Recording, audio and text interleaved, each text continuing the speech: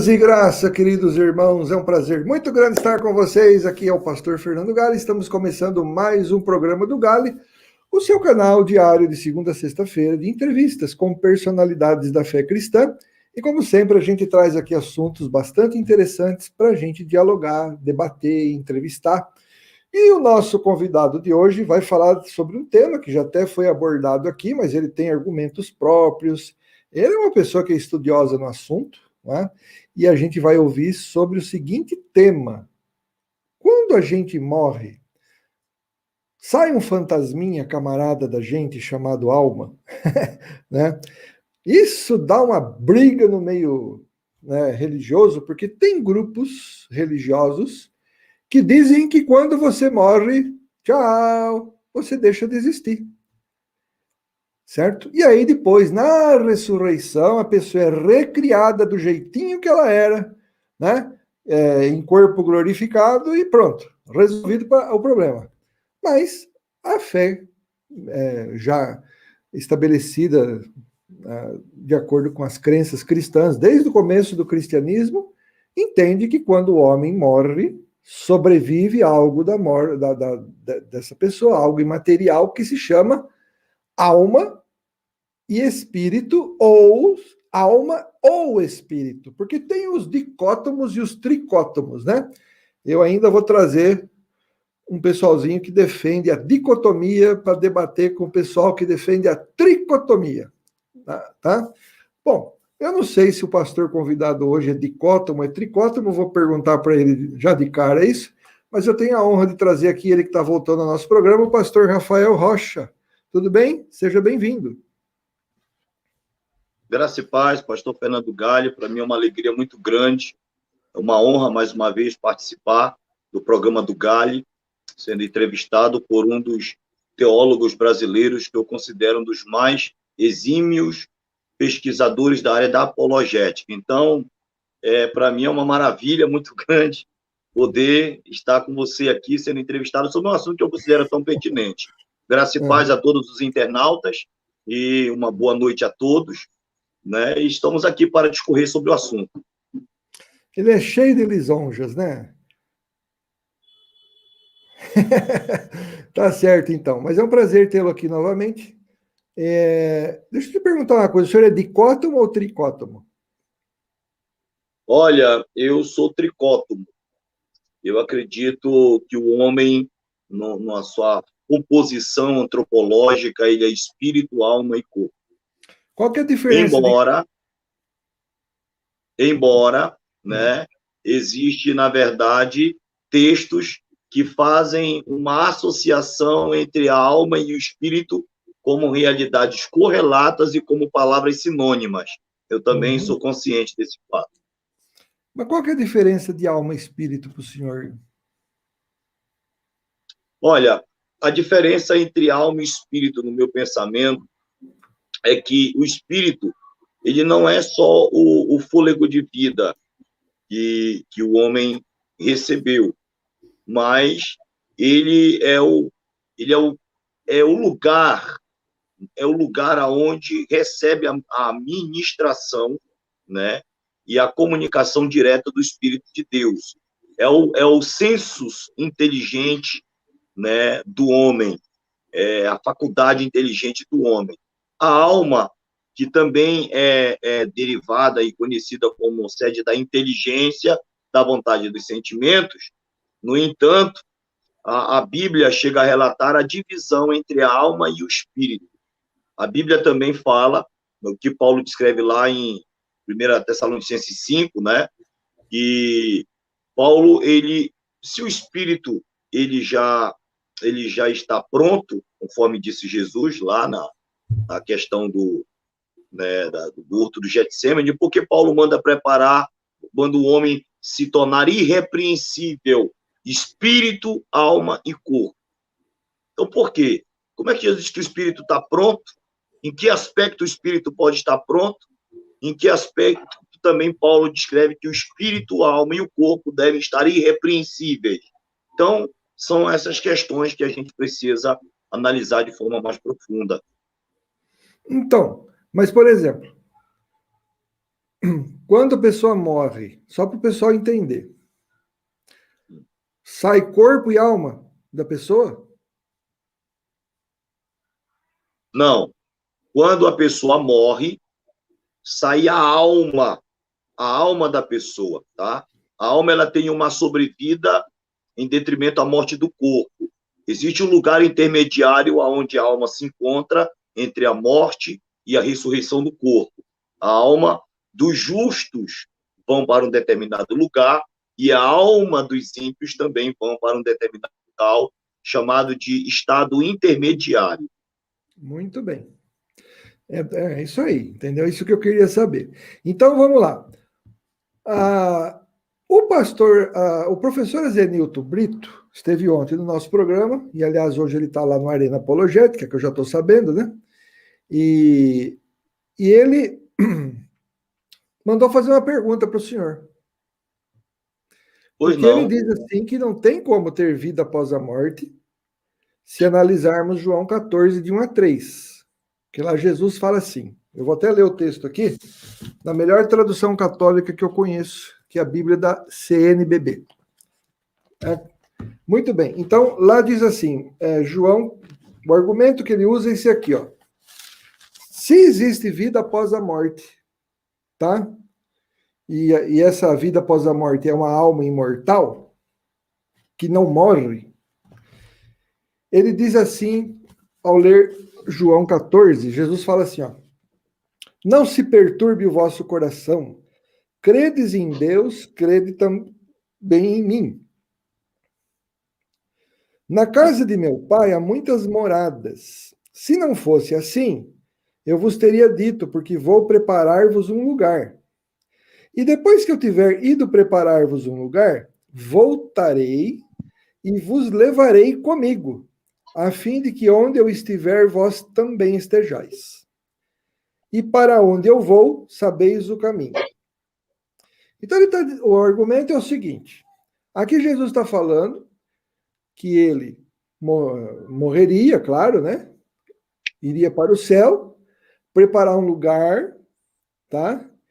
E no futuro voltaria para buscar os seus discípulos, certo? Até isso ele entendeu? Errado. Hã? Entendi. Tá. Aí, Entendi, mas espera um pouco, o argumento é esse. O argumento é agora. Se tem vida após a morte e a pessoa já vai estar com Jesus, então por que Jesus fala que ele viria até nós buscar a gente? Então, logo, segundo esse argumento, não existe vida após a morte. Ou seja, a pessoa morre, ela deixa de existir, porque a alma não é imortal, e aí Jesus vai buscar no futuro a gente para ir com ele. Agora, se a gente já morre já para ir com ele, como é que fica? bom, eu entendo esse texto de forma diferente, tá? Uhum. O texto deve ser entendido no seu contexto inteiro, e o contexto, a partir do versículo 13, 36, perguntou Simão Pedro e respondeu, para onde vais? Veja bem, capítulo 13, versículo 36. Tá? Para onde vais? Respondeu Jesus, para onde eu vou, não pode me seguir agora, mais tarde, porém, me seguirá. Jesus não está dizendo que estava indo para o céu. Jesus estava dizendo que estava indo para a cruz, para o Gólgota. A partir do contexto. Então, veja bem, Jesus não estaria indo para o céu.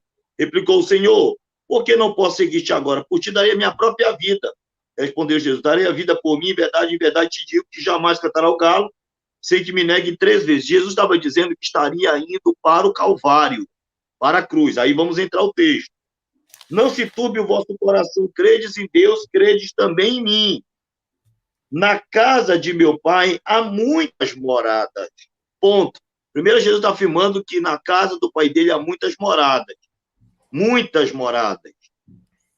Não é uma única morada. E a questão aqui na RA, na Almeida Revista Atualizada, ele não está perguntando, na casa do meu pai tem muitas moradas? Não é uma interrogação, é uma exclamação. Ele está afirmando. Ele está afirmando. Uma outra questão é que a questão de moradas no contexto imediato, você pode analisar a partir do versículo de número 23, de que morada Jesus está falando. Respondeu Jesus: se alguém me ama, guardará minha palavra, o meu Pai o amará, viremos para ele e faremos nele morada. A morada de Deus são os homens, criado para ser o tabernáculo de Deus, a morada de Deus, o templo de Deus, tá? Então não tem nada de morada no céu. Ah, eu vou preparar morada no céu. Não tem nada disso. Esse contexto não fala nada de morada no céu. Esse texto ele é muito mal compreendido por muitos, tá? Quando eu for e vos preparar lugar, voltarei para vós e receberei para mim mesmo, para que onde eu estou estejais vós também. Jesus está falando sobre a morte e a ressurreição. Uma coisa interessante. Agora, peraí. Veja bem o que diz aqui o texto de Efésios. Quando Jesus morre e ressuscita, para onde é que Jesus vai levar a igreja? Porque Jesus certamente está falando com os seus discípulos, dizendo, olha, eu vou, mas eu voltarei. Quando eu voltar, vos levarei para mim mesmo, a fim de que onde eu estiver, estejais vós também. Só que o lugar do qual Jesus quer levar é o que diz Efésios capítulo 2, versículo de número 5 e 6. E estando nós mortos em nossos delitos, nos deu vida juntamente com Cristo, pela graça sois salvos. Aí ele diz, e juntamente com ele nos ressuscitou e nos fez assentar nos lugares celestiais em Cristo. Ou seja, Jesus, se eu vou para a cruz, eu vou morrer, na minha ressurreição, eu vos levarei para mim mesmo, a fim de que onde eu estiver, obviamente na destra da majestade de Deus, que é a destra da onipotência do Eterno, vós estejais também, ou seja, com autoridade nas regiões celestiais, porque o Paulo descreve muito bem que Cristo nos fez assentar com ele nas regiões celestiais. Então, esse texto é muito mal compreendido. Existem pessoas que são ruins de Bíblia mesmo. Eu vou bater hoje também. Se estão querendo, né? Às vezes pessoas fazem perguntas e tudo. É muito ruim de Bíblia, é muito ruim de teologia. Muitos que, infelizmente, se alegam serem teólogos, deveriam fazer o seu curso novamente, porque olha, na última vez que o senhor me entrevistou, eu mostrei a minha total capacidade em ter habilidade de fazer a interpretação dentro da perspectiva hermenêutica. A última vez que o senhor me entrevistou, nós estávamos falando sobre hermenêutica. Eu vejo pessoas não estudando o todo da Escritura e, por não ter o conhecimento abrangente do todo, infelizmente, tem feito uma teologiazinha fajuta e falha, que é a teologiazinha das facas. Então, a gente tem que estudar o contexto inteiro, né, dentro das suas realidades paralelas, para saber do que de fato se trata. Então, esse texto, professor, infelizmente, né, foi lido aí por uma pessoa que o senhor citou, né, mas muito mal compreendido. Tudo bem.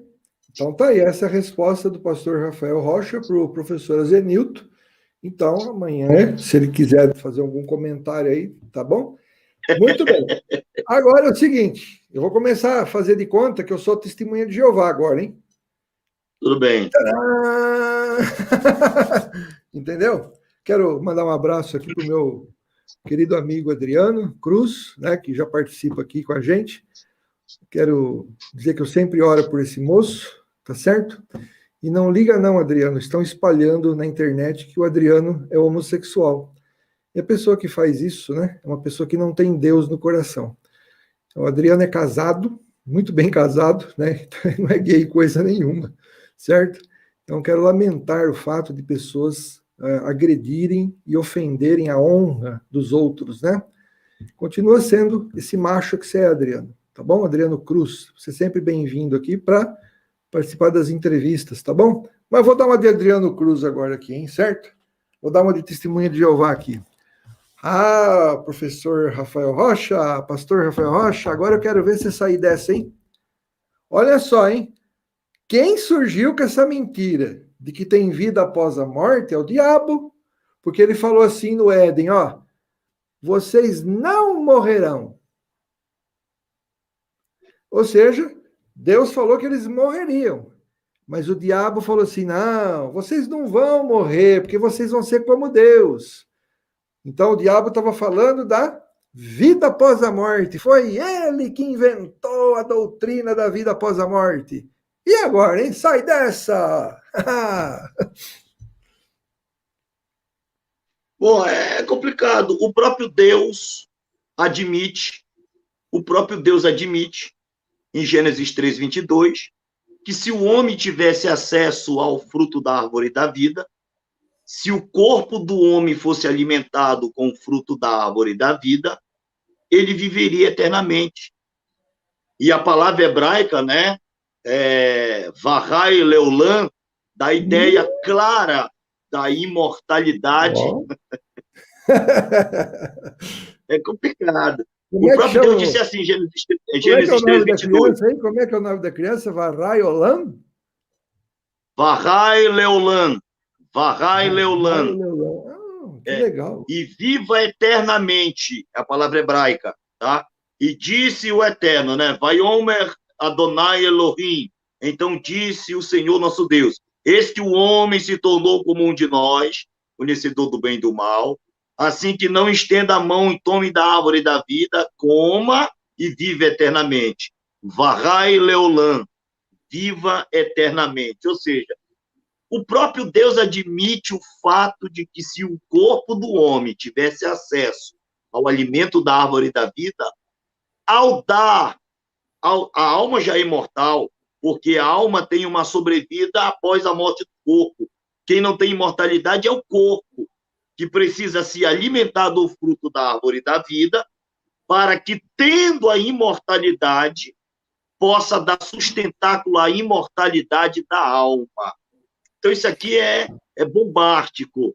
Né? Não adianta dizer que a imortalidade da alma é uma doutrina de Satanás, porque senão terá a dizer que Deus, o próprio Deus eterno, foi enganado pelo diabo ao afirmar que o homem viveria eternamente se tivesse se alimentado ou se continuasse se alimentando do fruto da árvore da vida. A razão pela qual Adão morreu com 930 anos, segundo o relato de Gênesis 5, ele teve tão grande longevidade, foi pelo fato de que eu acredito que ele se alimentava, sim, do fruto da árvore da vida. Porque o que é interessante nesse argumento, que eu vejo uma certa lógica, é assim: se o homem não pecasse, ele viveria para sempre aqui na Terra. Agora, se ele pecasse e pecou, e fosse lá comer da árvore da vida, ele viveria eternamente em pecado. Ou seja, sim, vida após a morte. Porque ele morreria por causa do pecado. Né? Sim. Agora, o problema do argumento que o pessoal usa é o seguinte: foi Satanás que usou, que inventou essa doutrina da imortalidade da alma, porque ele fala assim, ó, vocês não vão morrer. Entendeu? Na verdade, o diabo estava dizendo, ele não estava falando de imortalidade da alma aí. Porque ele estava dizendo para Adão, porque Deus falou assim, ó, se você comer da fruta, você vai morrer. O diabo vem e fala assim, você não vai morrer. Ou seja, ele não estava ensinando imortalidade da alma, porque o homem nem morreria para a alma dele sair. Então o argumento é furado. Você está entendendo? Sim. O argumento é furado. Porque o diabo estava falando, ó, vocês não vão morrer.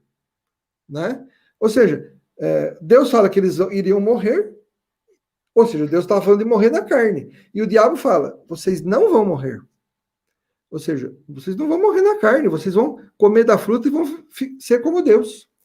Entendeu? Então, ele não estava ensinando imortalidade da alma. Pelo contrário, para haver imortalidade da alma, o homem tem que morrer. E se o diabo fala que o homem não morreria, ele não estava ensinando imortalidade da alma. Logo, o argumento é furado. Certo? Agora, eu tenho uma pergunta para você, pastor querido. O senhor é uma pessoa muito, assim, né, muito alegre quando explica a palavra de Deus. Aquele texto que o pessoal usa, assim, que quando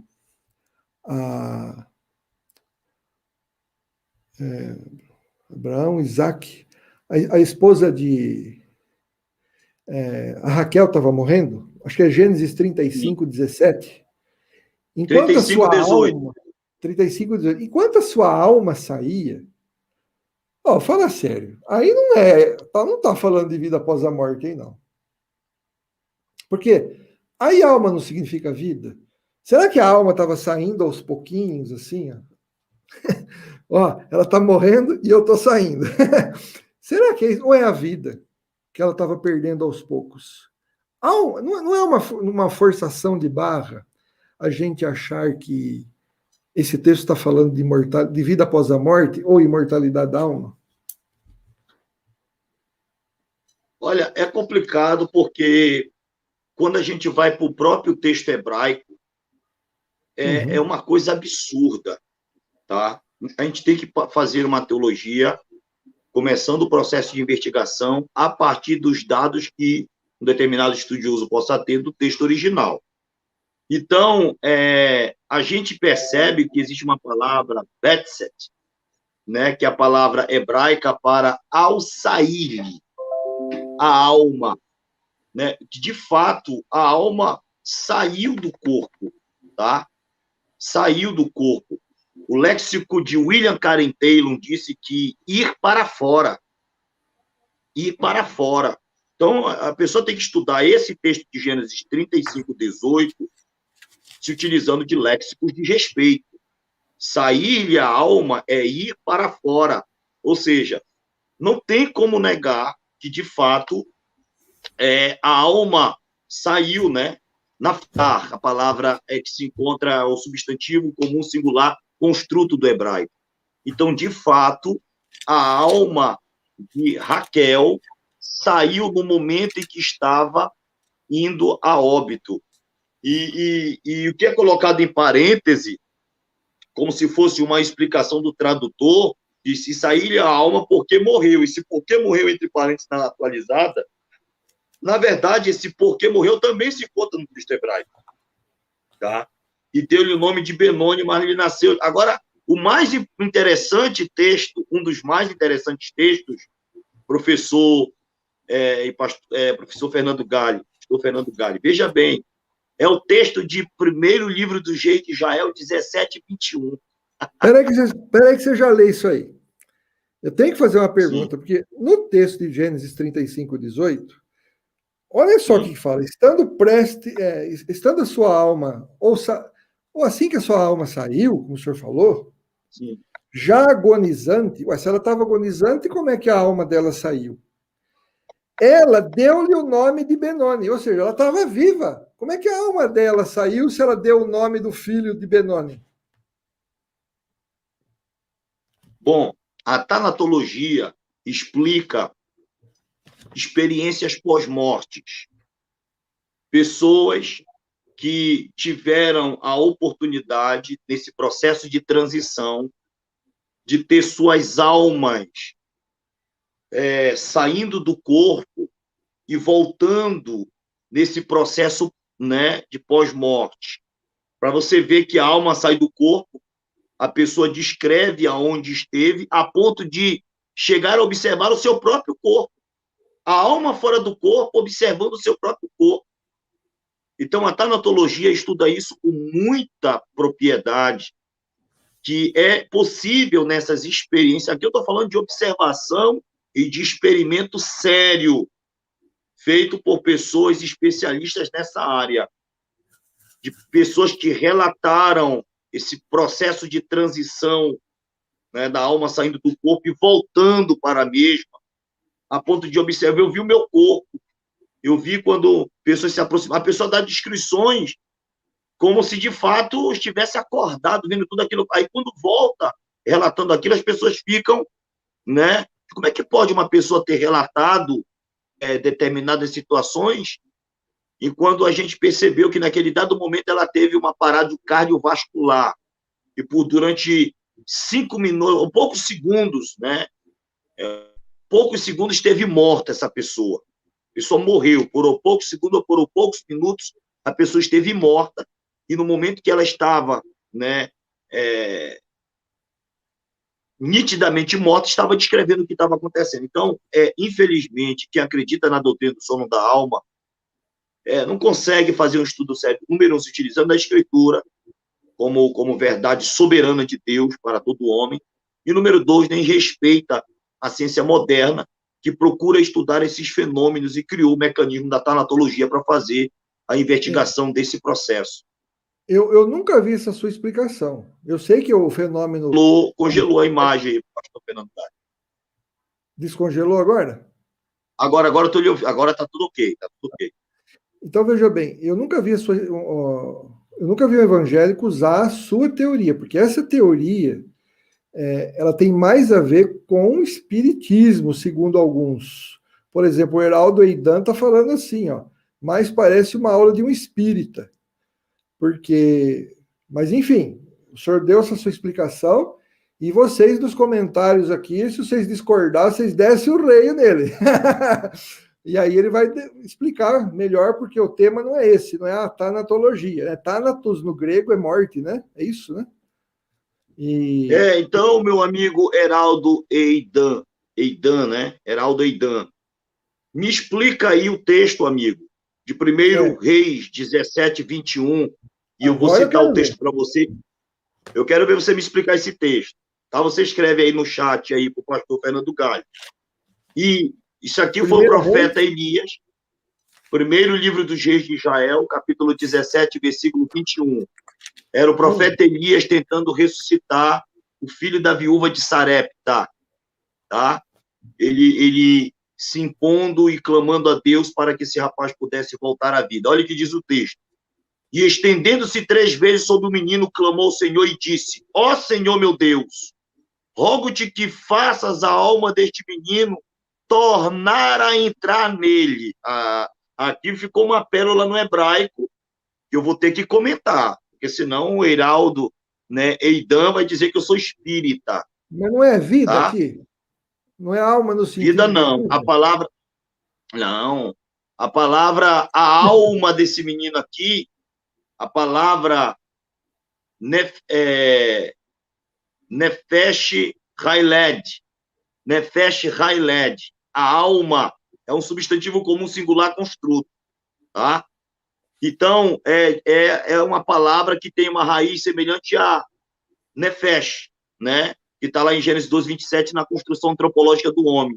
Lenefesh Hayah, né? Que o homem recebeu, tem a ver com Nefesh Hailed. Nefesh Hailed é a palavra hebraica que está aqui. É alma mesmo.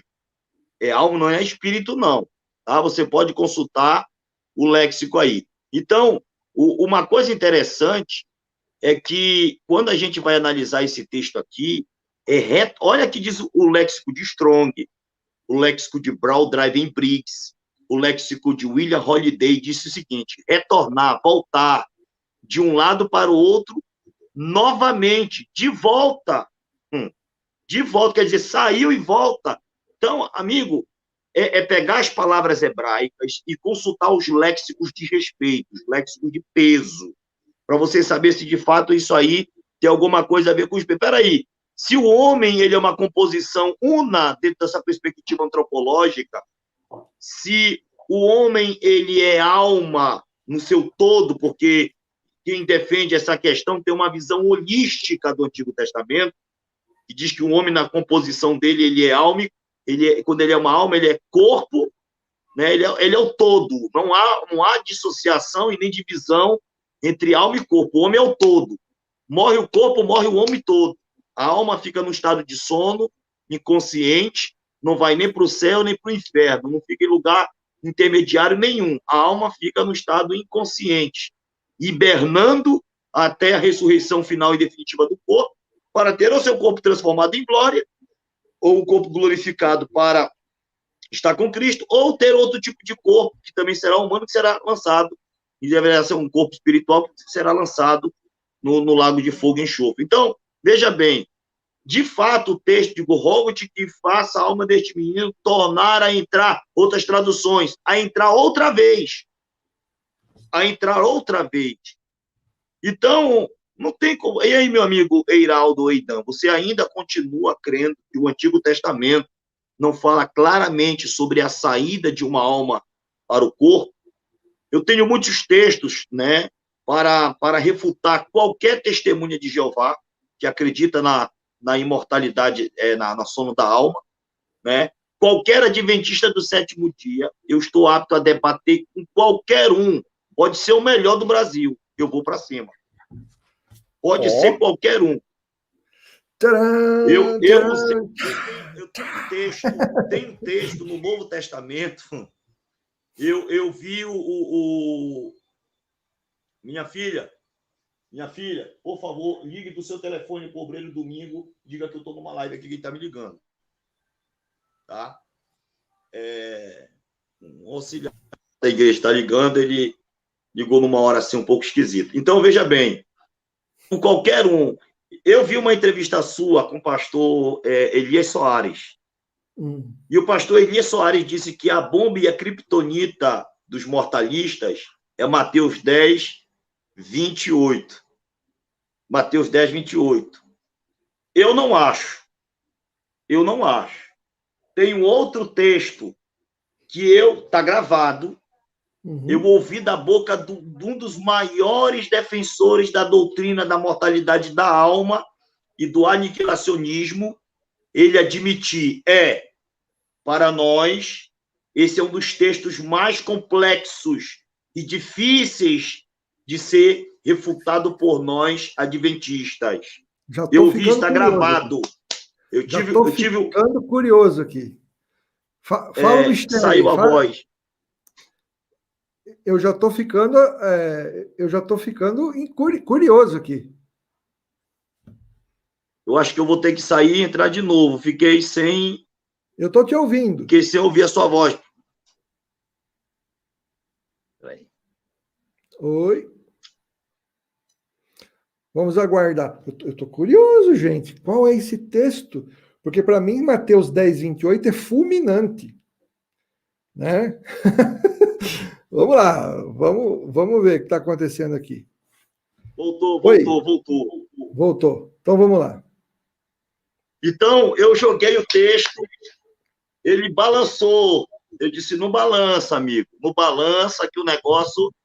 E eu não sei... Eu acredito que ele me subestimou porque eu não era famoso.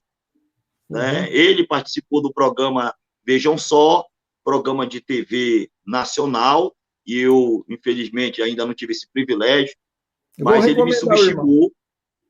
Oi? Eu vou te recomendar. Vai ser uma honra. E aí eu vou para cima. Eu sou um cara meio, nessa questão, contra a heresia, eu sou meio agressivo. Eu sou bem agressivo, eu não alivio. Eu vou para cima. Porque a gente tem que defender o que a Escritura nos apresenta como uma verdade bíblica.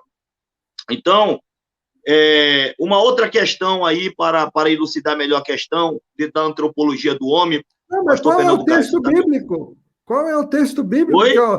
Qual é o texto bíblico que é criptonita? Eu quero saber. É 2 Coríntios, capítulo 5, versículo 8. 2 Coríntios 5, 8? 5, 8. Cadê? Deixa eu ver.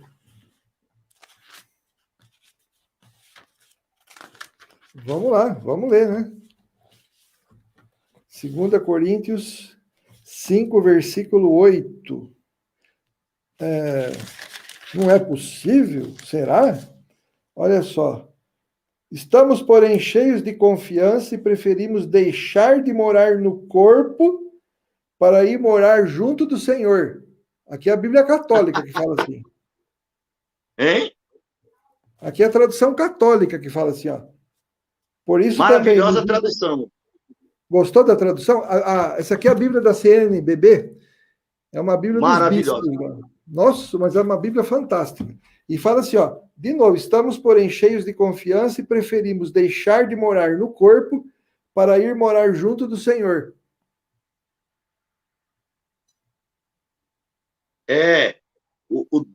A palavra deixar aí é um negócio muito forte.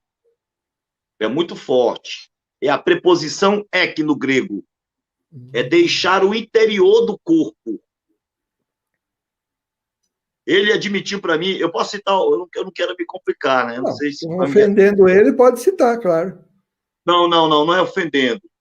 Ele admitiu isso, foi o pastor Ezequiel Gomes. Tá? Eu debati com ele no canal Arena Apologética e ele admitiu, está gravado, que esse é o texto de maior dificuldade para os mortalistas. Porque deixar o corpo, essa palavra deixar no grego que essa preposição é deixar o interior, deixar de dentro do corpo, né? Entretanto, entretanto, estamos em plena confiança, preferindo deixar, né? Que no grego o interior de o corpo e habitar com o Senhor. Quer dizer, esse aqui é o texto que ele tremeu. Ele tremeu com esse texto aí. Esse é o texto que, claro, agora que eles sabem, né, eles vão montar todo um sistema de defesa e todo o malabarismo hermenêutico para tentar refutar esse texto, porque esse é o texto mais poderoso do que Mateus 10, 28. Isso é uma pérola, parceiro. É um texto bom, eu tenho um argumento melhor que o seu. Posso falar? Pode. O problema é o seguinte, acompanha comigo o raciocínio. E é um argumento que eles não respondem. Certo? Eu nunca vi uma resposta que sequer me suscitasse a curiosidade.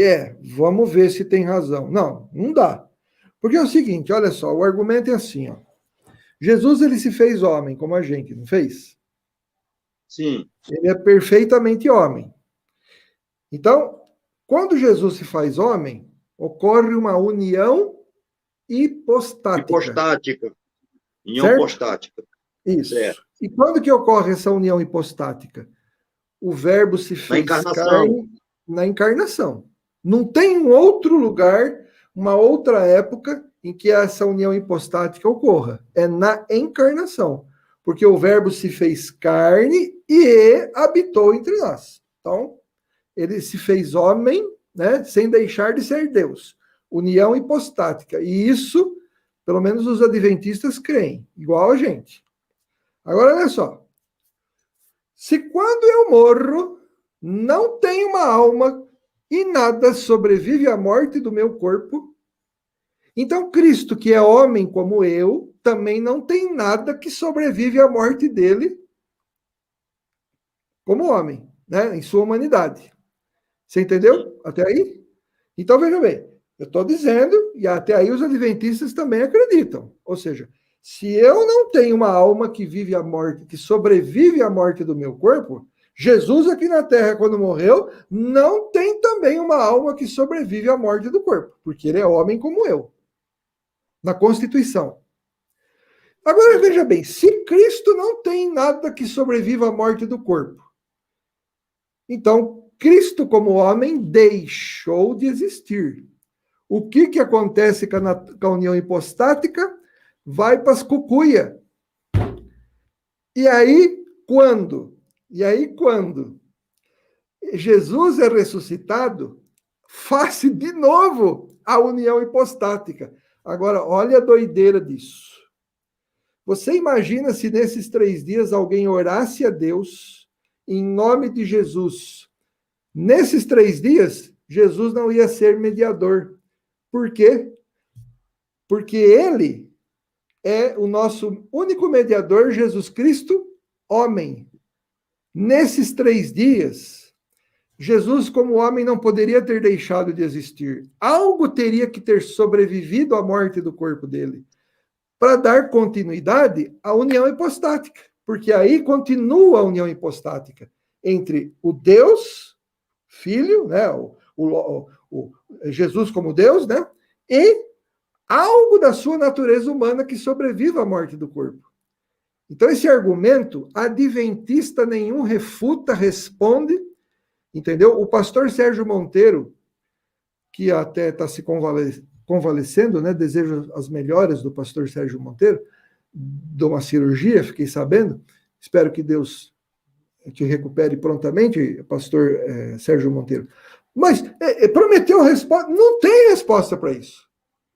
Entendeu? A única resposta que eles deram foi fugir do tema. Foi dizer o seguinte, não, mas Jesus não precisa da sua humanidade para ser Deus. Não é esse o argumento. O argumento é que se eu não tenho alma que sobrevive à morte do corpo, Jesus também não tem. E se ele não tem alma que sobrevive à morte do corpo, quando ele morre, acabou a união hipostática. E aí ele tem que reassumir depois na ressurreição. E a Bíblia não ensina isso.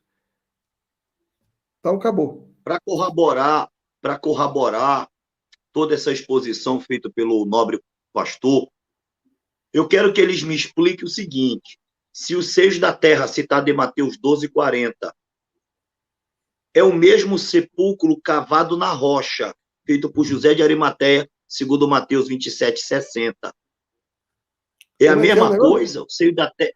O Mateus 12:40 diz: pois como Jonas esteve 3 dias e 3 noites no ventre do grande peixe, assim estará o filho do homem 3 dias e 3 noites no seio da terra. Agora, a palavra grega lá, cardia, realmente tem a ver com o coração da terra, tá? Com o coração da terra. Aí eu faço a seguinte pergunta para os mortalistas que querem macular a união hipostática do Cristo. O seio da terra, de Mateus 12:40, é o sepulcro cavado na rocha por José de Arimateia, de Mateus 27:60? Eu acho que não. Eu acho que não. Eu acho que aquele sepulcro cavado na rocha de Mateus 27:60 não era o coração da terra que Jesus se referia quando, de fato, citou, né, a realidade de Jonas. E uma outra questão, há que acreditam, dentro de uma perspectiva poética no hebraico, baseado em Jonas 2, que Jonas morreu, porque ele clamou do Sheol, ele morreu, e Deus ouviu desde a sepultura. Então, ele clamou do mundo dos mortos. Só que existem outros estudiosos, como William Bake, que não acredita que Jonas morreu dentro de uma perspectiva poética. Ele acredita que Jonas morreu e ressuscitou literalmente. Aí a alegação de William Bake é a seguinte: pediram para Jesus um sinal. Jesus disse: nenhum sinal será dado, senão do profeta Jonas. Todas as ocorrências que aparece a palavra sinal, tanto no grego quanto na língua portuguesa, nos 27 livros do Novo Testamento, se está se falando de milagre. E milagre maior para tanto uma corrente da interpretação do pensamento rabínico judaico, que acredita que Jonas morreu e ressuscitou poeticamente, tanto quanto William Bake, que acredita que Jonas morreu e ressuscitou literalmente. Este maior milagre do que de ter sobrevivido no ventre do grande peixe foi literalmente ter morrido e ter ressuscitado ao terceiro dia para servir de um milagre real da morte e da ressurreição de Jesus. Esse é o argumento de William Bake. Ele diz que se Jonas não tivesse morrido e ressuscitado, literalmente, não serviria de um sinal real para a morte e ressurreição de Jesus. Agora, dentro do pensamento de William Bake, eu não vou nem pegar aqui a linha poética, eu vou pegar da linha literal. Então, quem estava clamando do Sheol se o corpo de Jonas estava morto? Quem estava clamando era a alma de Jonas, estava clamando do mundo dos mortos. E Deus ouviu e o tirou da sepultura. Né? Porque a palavra toda, o cara tem que ler todo o texto lá, né? Os termos, e começar a fazer uma averiguação. Então, isso aqui é muito profundo. Então, deixa eu te fazer uma pergunta. Então, pois não. O senhor disse que quando... Deixa eu tirar esse comentário daqui, né? O senhor disse que quando a alma de Raquel saiu é porque ela morreu e depois ela voltou a viver. O senhor está dizendo agora que Jonas... Não, a alma de Raquel, ela ficou... tá. Ela não morreu, ela só saiu. Aquele processo de transição. Então tá. No caso de Jonas, então, ele morreu. No caso de Lázaro, que morreu, ficou 4 dias morto, aí Jesus o ressuscitou. Os mortalistas perguntam, por que esses caras, quando retornam, então, quando eles são ressuscitados, eles não falam, puxa, era tão bom onde eu estava? Que coisa, né? Por que eles não descrevem como é que é a vida onde eles estavam? Por que a ausência desses relatos de pessoas que morreram, foram ressuscitadas, eles não lembram de nada? Olha, o que eu vou dizer aqui, eu não quero que as pessoas entendam que eu estou comprando isso aqui que eu vou falar. Mas existe existe uma gama de estudiosos e eruditos do Novo Testamento, né? E que acreditam que havia uma associação entre o Lázaro, da parábola do rico e Lázaro, de Lucas 16, do versículo 19 ao 31, com o Lázaro de João 11, como sendo aquele que, né, tinha transmitido para Jesus o relato do estado intermediário, que Jesus estava citando algo que ele ouviu de Lázaro. Aqueles que defendem isso, tá? Eu não defendo isso. Eu não defendo isso por causa da palavra ora, havia um homem rico. Essa palavra havia no grego en é um verbo imperfeito do indicativo. E esse verbo imperfeito do indicativo, analisado pela gramática de Daniel B. Wallace, na página 544, ele diz que é um verbo imperfeito inceptivo. E a melhor tradução não é, ora, havia um homem rico. Ora, passou a existir um homem rico. Ou seja, no momento que ele estava narrando aquela parábola dentro de uma perspectiva histórica, ele literalmente estava narrando algo criado por ele naquele dado momento histórico, e não algo que ele havia ouvido de Lázaro, que morreu e ressuscitou, né, conforme João 11, e nem estava citando uma lenda dos mortos de Barmanhã, uma lenda egípcia, que é o que mais os mortalistas dizem, porque a parábola do rico e Lázaro é um plágio, porque Lucas e todos os autores neotestamentários receberam uma influência helenizada e que o mundo grego acreditava na imortalidade da alma. Se for assim, existem civilizações antigas, muito mais antigas, como os povos sumérios, que acreditavam na imortalidade da alma. E se for isso, a Bíblia é inteira um plágio a partir das obras sumérias, desde a perspectiva da criação até nas questões da morte do homem e a ressurreição do corpo. Por quê? Porque muitos dos textos do Antigo Testamento falam da alma saindo pelo corpo, saindo do corpo, como o primeiro livro dos Reis, 17, 21, fala que a alma e o corpo são duas coisas distintas, segundo Isaías capítulo 10, versículo 18, e inclusive, olha o que diz lá em Isaías 10, 18, que o que aconteceria com o povo de Israel seria tão degradante como juízo divino, que até os enfermos seriam afetados desde a alma até o corpo. Peraí, se o homem não é holisticamente uno, por que Isaías 10, 18 faz a diferenciação ou a divisão entre a alma e o corpo? Você pode pegar o texto aí e diz que, olha, eles vão, né, morrer de uma certa enfermidade e serão atormentados desde a alma até o corpo. No próprio texto hebraico faz essa diferenciação, faz essa divisão. Então, é complicado não ver a sobrevida da alma em detrimento à morte do corpo, a saída da alma do morto do corpo. Você sabe qual é o texto do Antigo Testamento, pastor Fernando Galli, que é mais bombástico para se acreditar? Porque é o seguinte, o que é que eles vão dizer? Não, a alma de Raquel, em Gênesis 35, 18, saiu, mas ninguém sabe por onde essa alma foi. A alma do filho da viúva de Sarepta saiu do corpo e voltou para o corpo, mas não disse aonde estava nesse período intermediário, segundo o primeiro livro de Reis, 17, 21. Então, qual é o texto mais forte do Antigo Testamento que eu investiguei, parte por parte? Qual é o texto mais forte para acreditar no estado intermediário, que as almas elas ficam no estado intermediário? É Isaías 14, 9. Essa tradução é boa. Pode pegar Isaías 14, 9 aí. Hoje os internautas do programa do Pastor Galli estão só recebendo pérolas. Isaías o quê? 14, 9. Vamos lá, Isaías 14, 9. Vamos ver o que essa Bíblia fala aqui. Eu estou usando a tradução da CNBB. Tá? O que fala aqui? Deixa eu ver. O Sheol nas profundezas, alvoroçou-se por encontrar-te na tua vinda. Desperta para ti as sombras, todos os príncipes da terra. Faz levantar de seus tronos todos os reis das nações.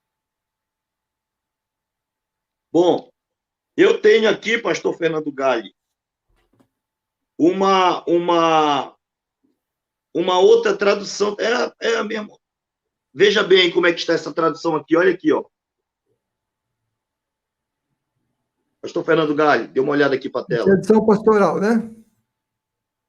É a tradução da CNBB essa aí.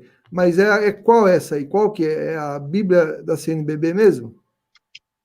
É, a tradução da CNBB com notas introdutórias, 18ª reedição. Olha o que ela diz. Olha o que ela diz. A mansão dos mortos, nas profundezas, por tua causa se agita. Prepara-te uma recepção. Acorda os grandes da terra. Agora, olha a pérola. Depois dessa aqui eu vou mostrar no hebraico. Acorda os grandes da terra. Acorda? Peraí. Primeiro aqui está falando da mansão dos mortos nas profundezas. Por causa... Se agita para receber o rei da Babilônia. Prepara-te uma recepção. Acorda os grandes da terra. Acorda. Ah, beleza. Vamos lá. Que estão naquelas sombras. Faz levantar-se dos tronos os reis de todas as nações. A palavra sombra aí, que o senhor está lendo nessa tradução, é Refaim. Refaim. Você pode consultar, o que eu estou dando aqui, você pode consultar no léxico de William Holiday. Ele diz que a palavra sombras, Refaim, que está no plural, men no final, é espíritos. Espíritos. Você tanto percebe isso nesse texto de Isaías 14, 9, como também você pode perceber no texto paralelo de Isaías 26, 14, que fala que esses Refaim são espírito dos mortos. Espírito dos mortos. Isaías 26, 14 fala assim: esses mortos não tornarão a viver, esses defuntos não ressurgirão, pois tu os puniste e esmagaste, e apagaste até a lembrança deles. Sim. Então, o léxico de William Holiday usa esse texto de Isaías 26, 14 para descrever que estas sombras são os espíritos. Agora, aqui a interpretação é a seguinte, pastor Fernando Galli. No momento, olha a interpretação, tá? No momento que o rei da Babilônia estava descendo ao Sheol, à mansão dos mortos, à morada do...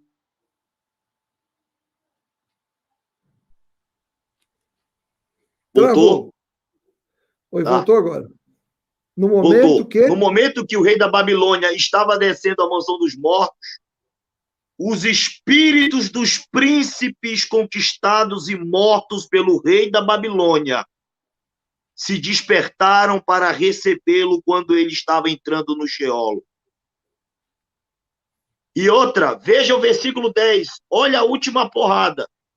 Esse versículo 10 mata qualquer mortalista. Porque os espíritos dos príncipes mortos estavam... Todos estes respondem e dizem, olha que os Refaíns, os espíritos dos príncipes mortos por ele, dizem, quando ele estava chegando no Sheol, todos eles respondem e dizem, tu também, como nós, está fraco, e és semelhante a nós. Ou seja, em vida tu nos vencesse e era mais poderoso do que nós, mas agora morto é semelhante a nós. Ô, pessoal, deixa eu falar uma coisa aqui. O seu argumento é muito interessante, eu até não conhecia. Olha só. Eu vou deixar para vocês estudarem aí, tanto os mortalistas como os imortalistas aí que estão se devorando aí na sala de bate-papo. Se vocês não se comportarem, eu vou botar vocês para correr. Vamos tratar o pessoal com respeito aqui, tá? Ó, olha o argumento dele. Ele está dizendo que Isaías, capítulo 14, versículo 9, e eu já li o texto em hebraico aqui, ó. Isaías 14, versículo 9, diz assim, ó: O Sheol nas profundezas alvoroçou-se por encontrar-te na tua vinda. Desperta para ti, ou seja, o Sheol, ele desperta para ti as sombras, certo? E a palavra Essa sombra é sombra Refaim. é Refaim. Aí eu consultei o texto de Isaías 26, 14. Lá diz assim: esses mortos não tornarão a viver, esses defuntos, e a palavra defunto aqui é Refaim, é a mesma. Então ele está querendo argumentar o seguinte: olha, que quando o rei de Babilônia morreu, as almas dos mortos como que se tivessem alvoroçadas, entendeu? Para receber a alma do falecido rei de Babilônia. E as palavras hebraicas aqui, no texto hebraico, são a mesma. Então, em Isaías 14, 9, dá a entender que esses refaíns, que são essas sombras, na verdade se refere aos espíritos ou às almas dos que morreram e estão lá no Sheol, entendeu? Vivas, recebendo a alma do rei de Babilônia. E Isaías 26, 14, lá fala que esses refaíns, ou esses defuntos, que são chamados de sombras no outro texto, eles não ressurgirão, ou seja, não voltarão a viver aqui, né? Pois tu os puniste e esmagaste. Então, veja que coisa interessante esse argumento. É um argumento plausível. Porque eles não voltarão, pastor Fernando Gaio, porque eles participarão da segunda ressurreição, claro, para a condenação. É um argumento muito interessante, né? Que coloco em pauta a discussão para vocês comentarem aí no. Eu não sei se eu estou bom assim de leitura, né? Mas o texto em hebraico aqui fala assim: Metim, calma, deixa eu ver. Né? É Isaías 26, 14, eu leio devagar, tá? Então, Metim, Baal, Ihu, Refaim, Baal, Yacumu, deve ser isso, né? Laken, Pacatá, é isso? Pacatá? Tá parecendo a minha eguinha, Pacatá, Pacatá, Pacatá, né? Mas é isso que está escrito, né? Vocês serão punidos, né? É Pacatá em hebraico isso? É mesmo. É Pacatá, né? Então é isso. Confira aí para mim. Isaías 26, 14. A palavra castigastes. Pacatita. É isso mesmo. Pacatá, Pacatá, Pacatá. Pacatá. Né? Entendeu? Vão ser punidos, eles que vão se catar. Certo? É isso aí. Mas tá bom. Pacatita. Pacatita. Tá bom. Mas, na verdade, então, tem um... Pacatita. Tem um desenho, né? Verdade. Bom, me fala uma coisa agora, então. Eu quero ir para Mateus 10, 28, porque parece que esse texto aí, ele é um tiro no pé contra os imortalistas, porque eu sou testemunha de Jeová, certo? E esse texto aqui não prova imortalidade da alma, porque, na verdade, o texto fala que a alma morre. Não tem mais os que matam o corpo, mas não matam a alma. Mas o restante do versículo fala: antes temei aquele que pode fazer perecer tanto a alma quanto o corpo. Então, se a alma é imortal e Deus pode fazer essa alma morrer, ser destruída, acabou. Então, a alma não é imortal se ela pode ser destruída. E agora, hein, pastor? Como é que o senhor lida com isso? Veja bem, o argumento dos mortalistas é o seguinte: a alma que pecar, essa morrerá. Por quê? Porque o salário, a recompensa do pecado é a morte. Então, por que quando o ímpio peca e morre, ele não tem a sua dívida quitada? Porque certamente ele ressuscitará de novo para participar da segunda morte. Se o salário do pecado é a morte, então por que ele não quita a dívida de suas transgressões no ato da sua morte? Isso aqui é... Isso aqui E eles ficam agora, se hein? balançando. Eles E ficam se agora? balançando. Agora é complicado. Eu já usei esse argumento uma vez com um adventista, ele falou, não, na verdade, a morte dele paga os pecados, mas ele vai ter que sofrer um pouquinho como consequência dos pecados dele. Ué, então não pagou, né? Então não pagou. Eu vou dar um exemplo de um ímpio quem a gente considera o ápice da impiedade e da iniquidade na Bíblia? Não é o anticristo? E juntamente com ele não é o falso profeta? Lá vai o tapero. Essa aqui eles não aceitam. Como é que, dentro de uma perspectiva cronológica, em Apocalipse 19, o anticristo e o falso profeta são lançados vivos no lago de fogo antes do juízo do grande trono branco? Eles foram lançados vivos, segundo o Apocalipse capítulo 19, versículo de número 20, diz assim: mas a besta foi aprisionada e com ela o falso profeta, e que com sinal diante dela seduziu aqueles que receberam a marca da besta e eram adoradores de sua imagem. Os dois foram lançados vivos dentro do lago de fogo que arde com enxofre. Eles são lançados vivos antes do milênio. Antes do milênio. Aí, quando Jesus estabelece o milênio, ele não pode estabelecer antes de aprisionar primeiro Satanás. Então, diz o texto, Apocalipse 21. Então, vi descer do céu um anjo que tinha na mão a chave do abismo com uma grande corrente. Ele segurou o dragão, a antiga serpente, que é o diabo e Satanás, e o prendeu por 1000 anos. Esse capítulo 20, versículo 7. Quando, porém, se completar os 1000 anos, Satanás será solto em sua prisão. Agora a porrada vai comer no 10.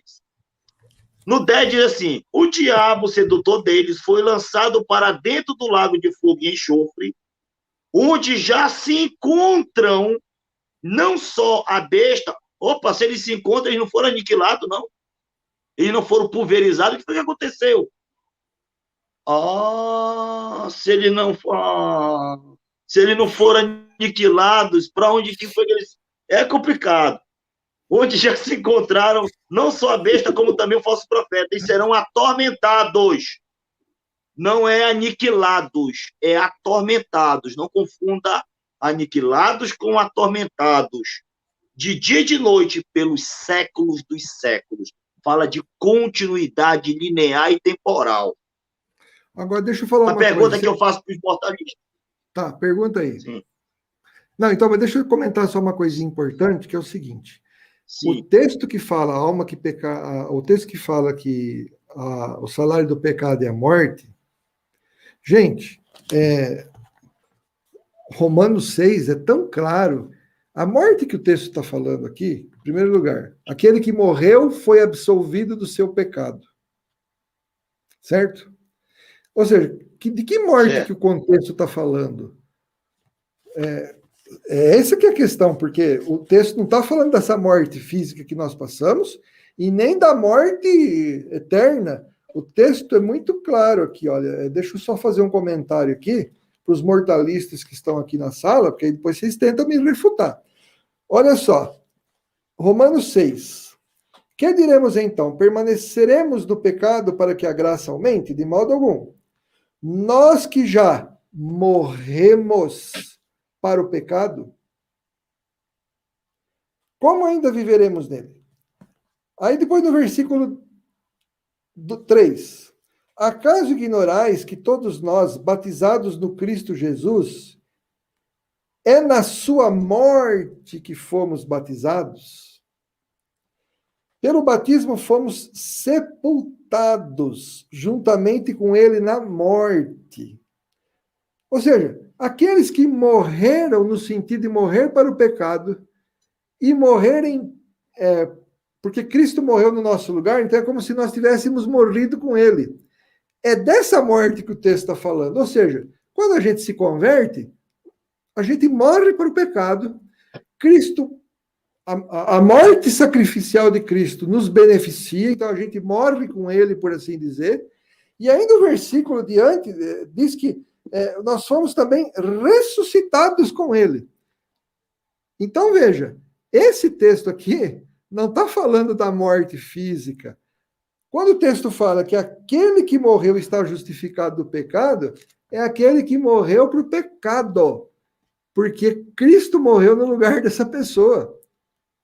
Essa é a morte que está falando o texto. E no versículo 23, com efeito, o salário do pecado é a morte. O texto não está falando que com a sua morte você paga o teu pecado, porque senão Cristo não precisava vir morrer por você. Ué, você mesmo paga o seu pecado? Isso sim que é espiritismo. Porque o espiritismo prega que as nossas mortes, nas nossas reencarnações, é que pagam o nosso pecado. Entendeu? É isso que é espiritismo. E aí o texto ainda fala, o salário do pecado é a morte, ou seja, você peca, o que o salário, que é o amo de quem peca, paga para você? Você trabalha para alguém, né? Qual é o salário que esse alguém paga para você? É dinheiro.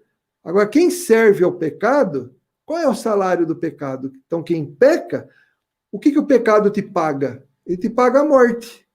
Agora, e quem serve a Cristo? O versículo continua. Mas o dom de Deus é a vida eterna com Cristo Jesus. Então, quem serve o pecado paga a morte. Quem serve a Cristo, Deus paga a vida eterna. Então, é muito claro esse texto, tá? Só não entende quem não quer. Dá para passar na prova, pastor? Dá.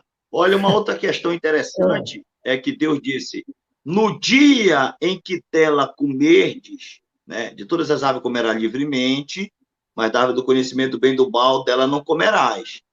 Porque no dia que dela comerdes, certamente morrerás. A pergunta que não quer calar para os mortalistas. Por que Adão e Eva não morreram exatamente no dia em que comeram da árvore? Porque Deus havia dito, no dia que dela comerdes, certamente morrerás. Por que eles não morreram? Porque eles não morreram exatamente no dia que Deus havia dito que se eles comessem, morreriam naquele dia. E eles comerem naquele dia, eles não morreram. Porque eles morreram espiritualmente. Hein? Eles não morreram espiritualmente naquele dia? Só que para o mortalista, o homem, quando ele morre o todo. Não tem esse negócio de morrer espiritualmente. Para eles não existe espiritualmente. Esse é o problema deles. Porque se uma alma tem uma sobrevida em detrimento da morte do corpo, ela tem que ter uma continuidade de existência espiritualmente. Espiritualmente. Então, deixa eu te perguntar. A palavra hebraica morrendo, morrerás. Fala de uma morte linear. Morrendo, morrerás. Né? Então, eles não conseguem explicar, né? Eles ficam, infelizmente, só dizendo que a gente... Né? Olha como eu já entrei aqui na entrevista. O pastor Rafael é educado, mas não sabe explicar sobre a imortalidade da alma. Eu dei várias demonstrações. Nenhuma explicação será realmente necessária para quem decidiu não crer no óbvio. Pessoas que decidiram não crer no óbvio. Você pode botar aqui inúmeros textos bíblicos, discorrer sobre o texto no hebraico, na gramática, na construção do pensamento teológico, a partir de uma hermenêutica sadia do contexto imediato, pegando textos paralelos para provar todas as realidades, que ainda assim eles não vão se dar por convencidos, porque eles decidiram crer no sono da alma, para poder coadunar também uma outra doutrina deles, que é do aniquilacionismo. Né? Então é complicado, pastor Fernando. Bom, nós estamos chegando para o final da live. Eu tenho só algumas perguntinhas aí para a gente comentar. é o seguinte, aquela passagem, deixa eu perguntar para o senhor, os fariseus criam na imortalidade da alma?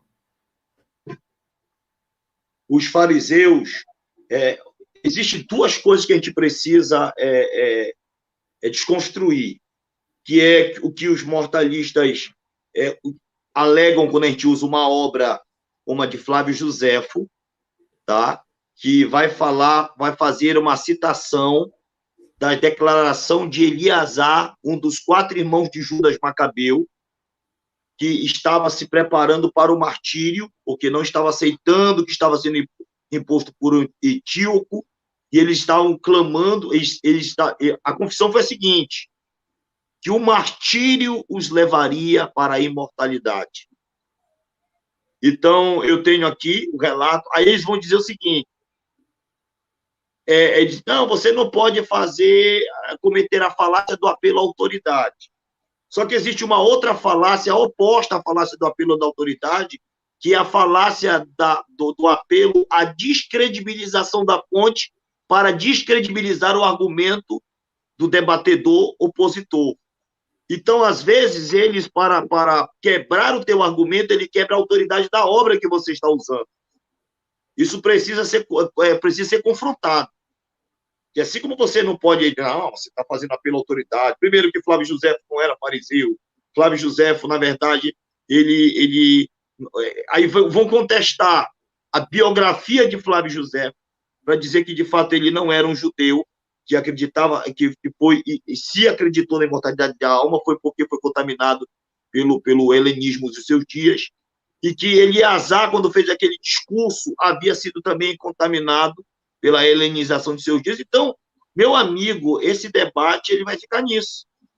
Você usa uma fonte, mas você está usando pela autoridade, cita uma autoridade, mas, ao mesmo tempo, eles usam outra falácia. Vamos quebrar a autoridade da fonte para quebrar a autoridade do argumento do debatedor opositor. É complicado. Então, é guerra, parceiro. E o apóstolo Paulo, ele cria na vida após a morte? Você já citou 2 Coríntios 5:8, né, que é bastante interessante. Mas tem algum outro texto de Paulo que pode dar a entender que existe vida após a morte e a alma seria então imortal? Olha, tem um texto que eu considero interessante, tá? Que é o que aconteceu com Eutico, né, em Apocalipse 20:10. Eu queria saber como é que está na sua tradução aí, nessa tradução maravilhosa que eu tenho na mão aí. Atos 20:10. Ah, bom, Atos 20:10. Vamos ver aqui, isso. Atos 20, versículo 10. Fala assim. O senhor quer em grego, hebraico, latim, aramaico? Estou brincando, tá? É porque para falar com gente culta, a gente tem que se preparar, né? Porque eu trago esses caras bons de Bíblia aqui, que sabe grego, hebraico, né? Então tem que tomar cuidado aqui com o que eu falo. Olha só, Paulo desceu, inclinou-se sobre o jovem e, abraçando, disse: não vos preocupeis, ele está vivo. Ele acabou de ser ressuscitado. Ele está vivo?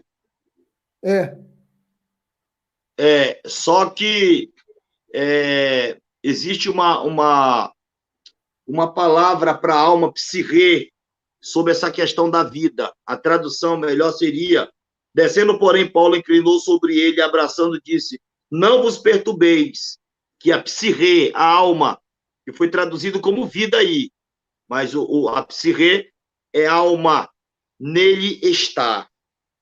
Ou seja, ele ainda não havia morrido porque a alma ainda não havia saído do corpo. Ah, é? É porque aqui não está falando de ressurreição. Então, eu que comi bronha aqui, não tem nada a ver. Não, ele estava morto, não é? Quando levantaram, ele estava morto.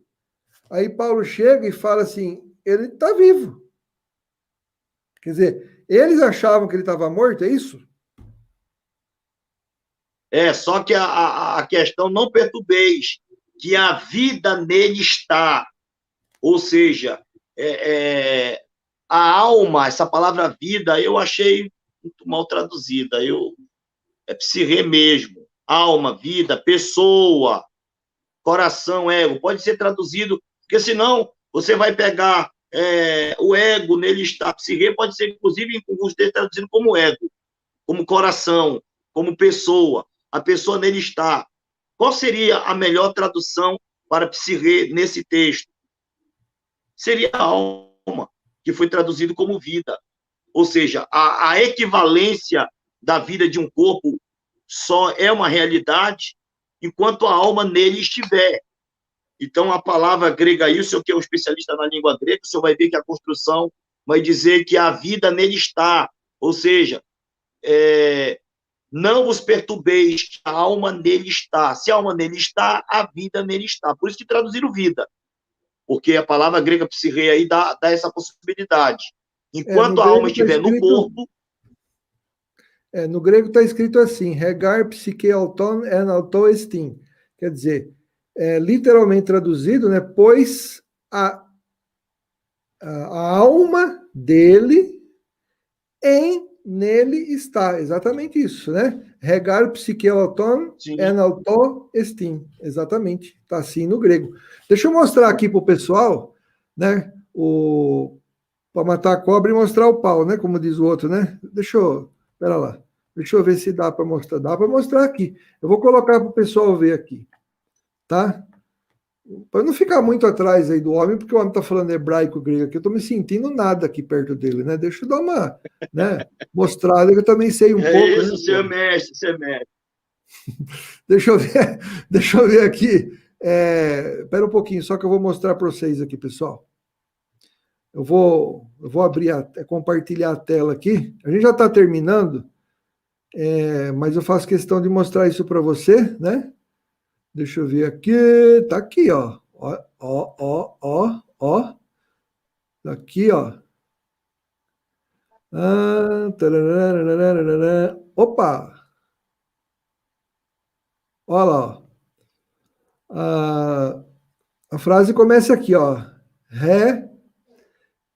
Quer dizer, esse aqui é o artigo definido para a palavra alma, psique, tá vendo? E o gar é o pois, né? Então, quer dizer, ó, a frase é assim, ó. Me thorubeiste, né? Quer dizer, não ficais alarmados, não fiqueis alarmados. Por que não fiqueis alarmados? Gar quer dizer pois, psique, pois a alma, e eles traduzem aqui por vida, né? No Bible Hub, né? Enaltó, quer dizer, em ele está, né?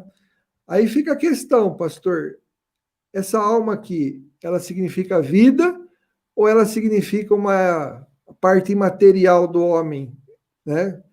Que está no homem? E agora? A alma é a parte imaterial do homem que dá vida ao corpo. Então, existe uma ambiguidade. Enquanto a alma estiver no corpo, o homem está vivo. Paulo estava dizendo que não era para que os cristãos se preocupassem, porque ele ainda estava vivo pelo fato da alma estar nele. Espera aí, mas tem um problema. Ele não é uma alma. Por que Paulo usa essa questão? Não vos perturbeis que a alma nele está. Nele está. Não vos preocupeis porque ele é uma alma. Não está traduzido dessa forma.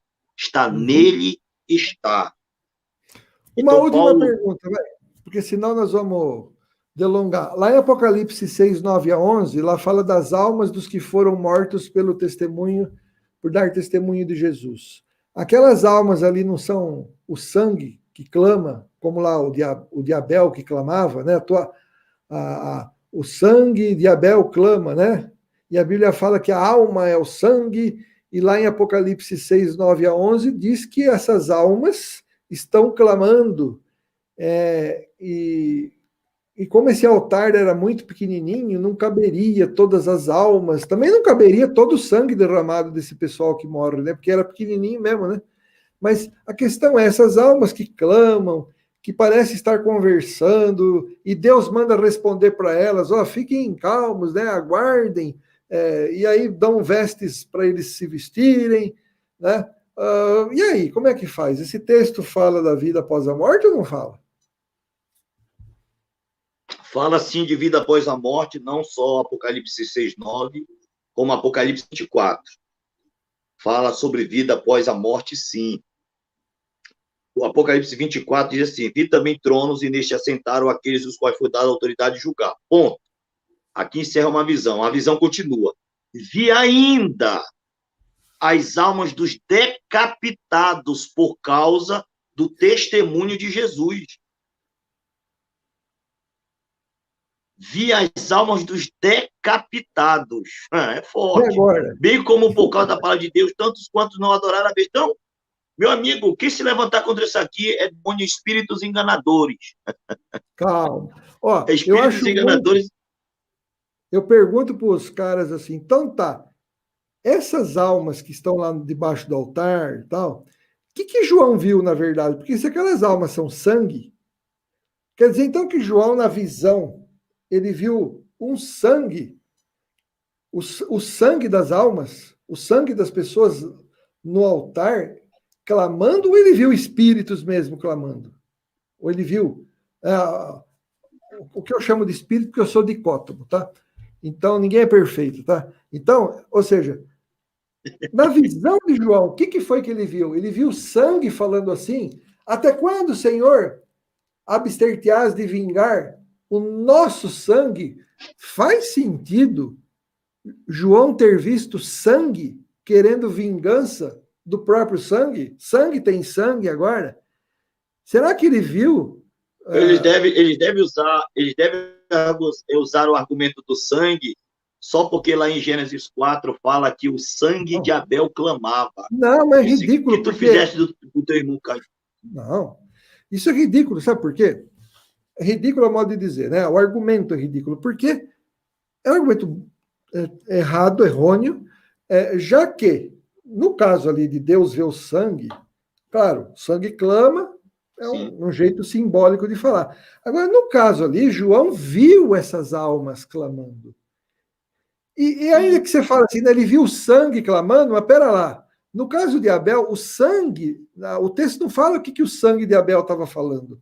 Mas no caso de Apocalipse, o texto mostra que João vê essas almas clamando, aí João vê alguém vindo responder para elas, e ainda dar roupa para elas se vestirem, e ainda o texto mostra que elas estão clamando por vingança do sangue delas que foi derramado. E sangue não tem sangue derramado. Então, meu querido, faça-me um favor, né? Esse texto para mim é muito claro, tá bom? Bom, pessoal, a gente tem que terminar o programa, tá certo? Eu gostei muito da sua participação, tá? E você que viu aqui a entrevista, se tem coisa que ele falou que você não concorda, respeitosamente, fale aqui embaixo, certo? Vou dizer uma coisa para você. A verdadeira apologética, né? Quando a gente fala assim, não, é uma criptonita, o argumento é ridículo, na verdade, isso são forças do argumento, nós não estamos xingando ninguém. Tá? Então, eu vi gente aqui ofendendo o pastor que está dando a entrevista. Não faça isso, não.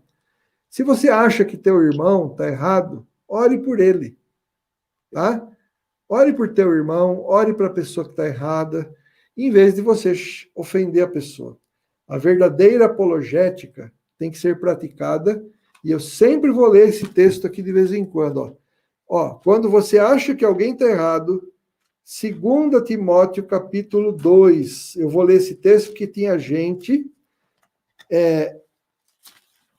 maltratando o pastor que eu entrevistei. Não faz isso não, tá?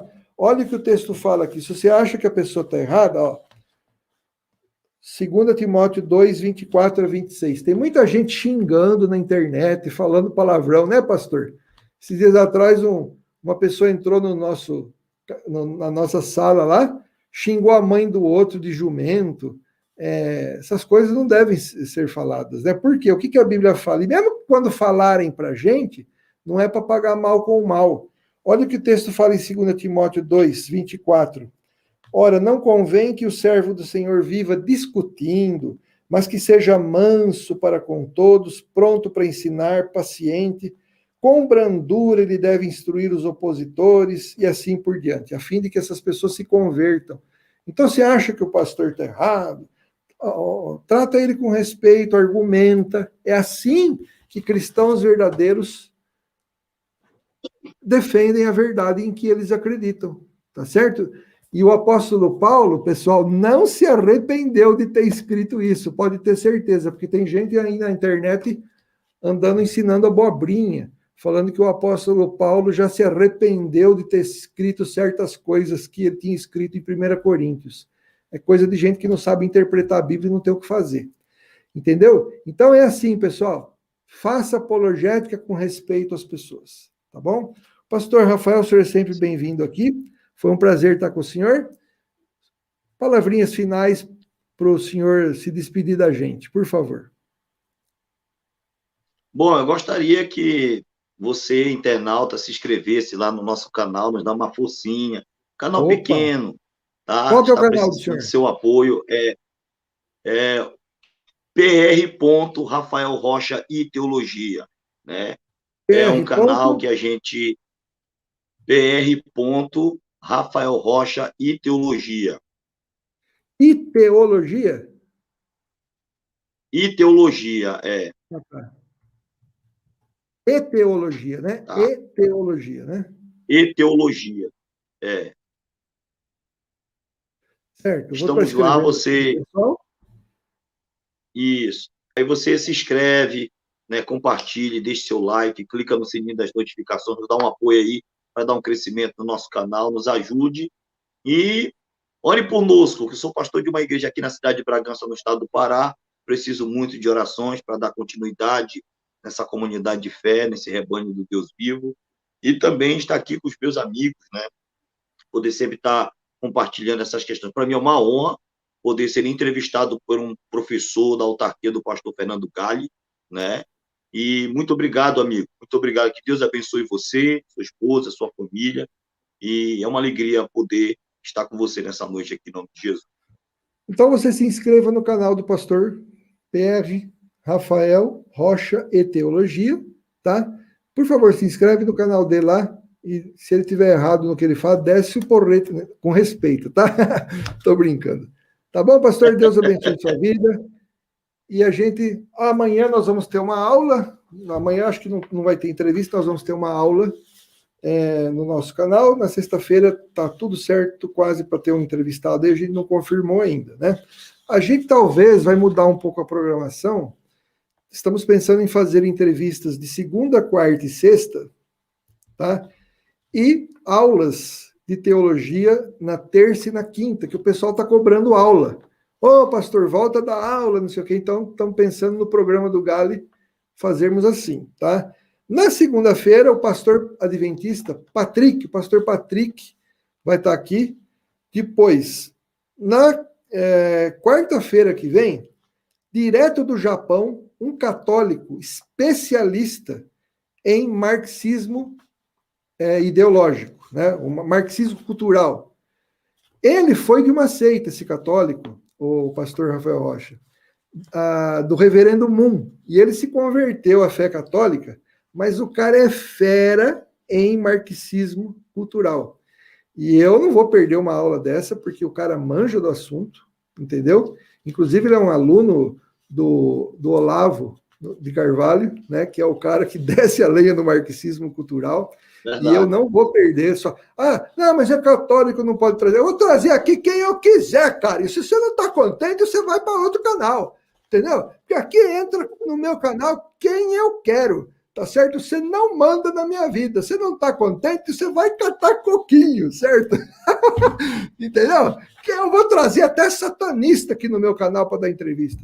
Porque eu quero que vocês conheçam em que os caras crêem para vocês refutar ele. Entendeu? E não fica me enchendo as paciências, não, porque se você começar a me encher as paciências, eu vou bloquear você do meu canal. Tá certo? Os caras são fogo, meu. Tá nervoso, o canal tá é meu nervoso. e eu tenho que trazer aqui quem eles querem. Mas que é isso, né? Pastor, deixa eu te explicar uma coisa. Eu sou um cara, assim, uma pessoa, ele é católico, mas ele é fera no assunto. Você não traz católico para falar na sua igreja. Você não assiste palestra de católico quando ele fala de cardiologia, de Alzheimer? E se trazer um católico que fala sobre marxismo cultural. Qual que é o problema? Não tem problema nenhum, ele vai vir aqui e ele mora no Japão e ele vai falar aqui sobre esse assunto e você não enche minhas paciências, tá certo? Tá bom? Desculpa o jeitão de falar aqui. Deus abençoe, pastor, muito obrigado. Só falar tchau para o senhor aqui em off, tá bom? Tchau, pessoal. Fui. Beleza.